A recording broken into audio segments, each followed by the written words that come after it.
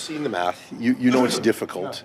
Do you still approach it as we still have a shot, so we got to play like we've got a shot? Like, how do you view it? Well, it's like we talked today in the meeting. It's a must-win.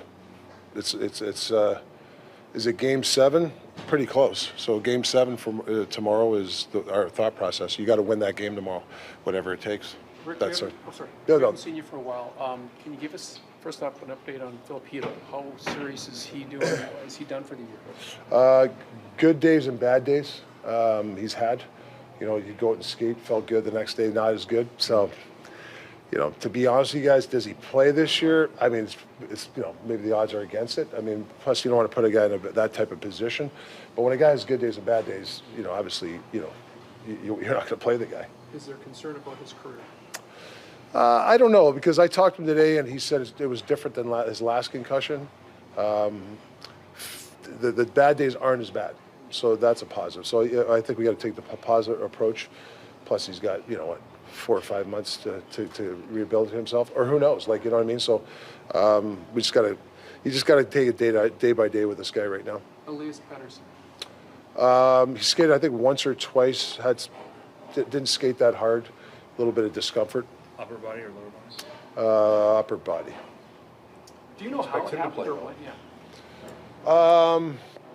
I think I always expect that, but like I said, it's day to day. When a guy's day to day, expect him to play. But I don't know, you know, the discomfort level, where it's going to go. If it were the playoffs, is the kind of thing maybe he could be an option? That's a good question. If you had to play tomorrow, I don't know. It's a tough one. It's a tough one. Rick, how did it happen? I mean, we saw the face-off where he. I think it was in the corner on a battle, something like that. Boglander? Hoggy, he's biting at this guy's biting at this guy wants to play so bad. So he's got a red jersey, which is a good thing, but, you know, obviously no contact, but is he close? He's closer, I guess, than the other guys. But, you know, this guy wants to play so bad, so we got to be careful with that. How's the flu bug? It went through the road trip a little bit. Didn't hit the whole team at once, so it was pretty good. So I think it's gone. How about Quinn? Last 3 games, maybe he hasn't been as effective, given his high standard of play, playing a ton of minutes. Like, do you feel like just the load is wearing on him a bit? Yeah, I had a good talk with him today. I think you know, he knows he's got to play better, but I mean, we've leaned on the guy all year. Playing a lot of big minutes. You know, a lot of times footy, we talk about, you know, can we dial it back a couple of minutes? We've talked about that, but, you know, sometimes that's a lot of face-off, ozone face-off plays. You try to, the times on this, we try to make it's not so evasive, you know, the power play. It's not like, you know, those situations, he's not taking as many D-zone face-offs, so he doesn't get hit a lot. But saying that, yeah, we're do or die. So there's some times where there's situations like, man, we need him out there because he's that special a player. How much do you relish the fact that 6 of your last 8 are at home? Well, I like the way we've been playing at home. The records been getting better at home, so that's a good thing. You know, obviously that's a tough travel trip. So, you know, this is like we got to bring the energy tomorrow. You know, use the fans, use all that stuff, whatever resources we can for this game tomorrow. But yeah, is it nice to be at home? Sure, but you know, you want to play well at home too. People have really respected the job that you've done here, Rick. There's a report that came out today that said management has offered a contract, and I know you didn't really want to talk about it a month ago. Can you just shed some light on what things? Yeah, it's private. Like, you know me, I'm trying to be as honest as possible. I honestly am thinking, like, trying to, you know, get this team in and, you know, the direction, all that stuff. That's for another conversation, you know, with Jim and Patrick. I mean, we go way back, so we'll have those conversations. But right now, I'm thinking of how do you beat Seattle. I really am. I know that people don't believe it. It's the truth. So, and you know, this is a great city. You know, like I walk around the city. It's a phenomenal city. The fans have been great. So, you know, just say that. You know, it's a great city. But there's some things that we'll talk about down the road, and it's not the right time right now. So the report suggested that the club has exercised its option to bring you back next year, whether an extension is done or not. Has that been communicated to you? At this point, it hasn't been exercised, but it's not. That's not because of Jim and Patrick. You know, it will be communicated when it gets done. You know what I mean? So, and those guys have been great to me because they know I've been, you know, entrenched in this playoff drive. They've been great. Rick, where are you with Lecker Mackey? I know after the Jersey game you said, hey, like, goal and the shootout goal, and you wanted to find ways to get a little more ice time, and then you play these tight games, and you didn't play a lot in the third period in Winnipeg. Where are you sort of with this call-up, and do you want to get in more opportunities? Yeah, of course. But we have, we got some pitfalls here. The team's working hard. I don't know where you want me to play him. You want me to play him in center? Okay. No, I'm just saying, what do you want? He's on the power play. He's a young kid. You got to be careful. We know what we're doing when it comes to young guys. I think you guys in the past were about the franchise of putting guys too quickly. I think so. I mean, we're not doing that. We're going to, I think we're just going to take our time there. It's the same thing with Pedersen. That's the same thing with Mancini. You got to marinate these guys. Got to give them some good times. You got to protect them. So we're protecting their confidence. I think they've done a hell of a job, these young guys, in this road trip. This is a good taste for these guys.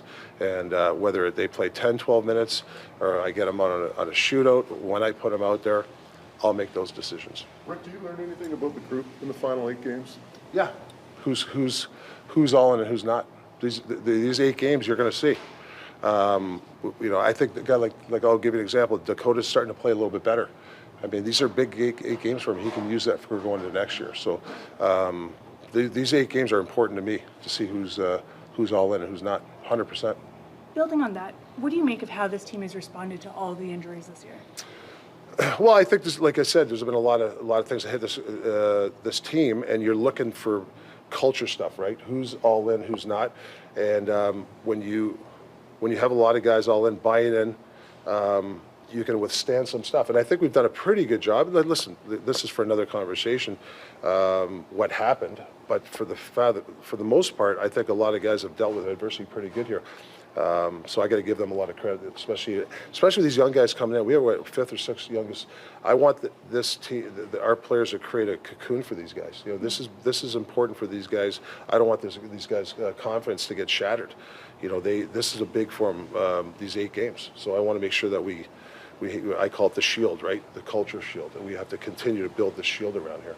Rick, in all of your time in the game, have you seen such a wild swing from one season to the next? Everything went perfect for you guys last year, right? No injuries. Guys had careers. This year, all of your key guys go down. Have you ever seen it be so drastic this way? No, it's been a big swing, but you learn about yourself as a coach. You learn about players. I mean, you learn about it as a team, right? So we all got to look at ourselves and how do we get better. Like myself, but like I said, there's another conversation down the road. Like, what could I have done different?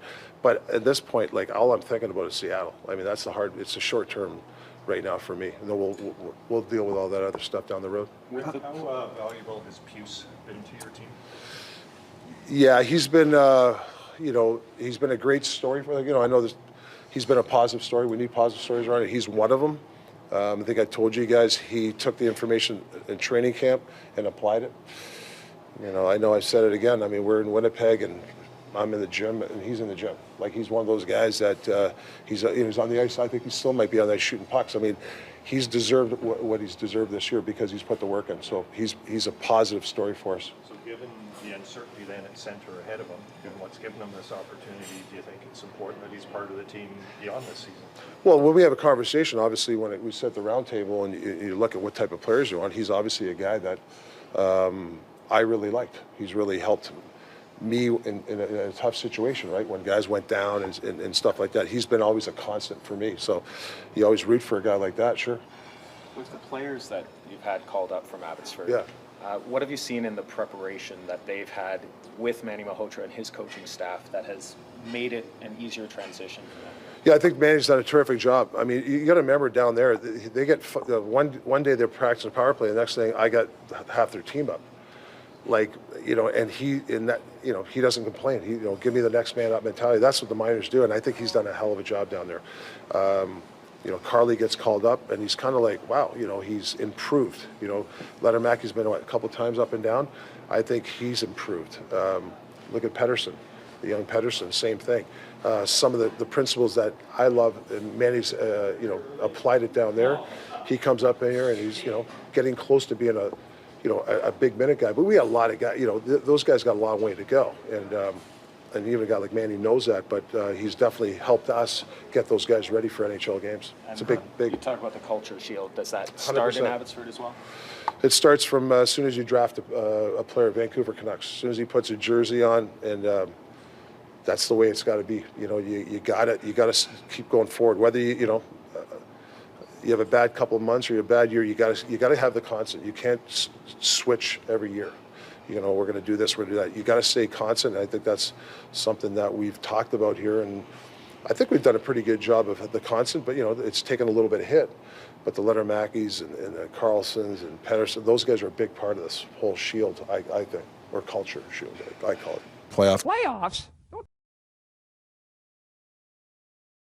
The Joker says to Batman, this is what happens when an immovable force meets an unmovable object. An unstoppable force meets an immovable object. Generational talent. Thanks for liking the video and subscribing.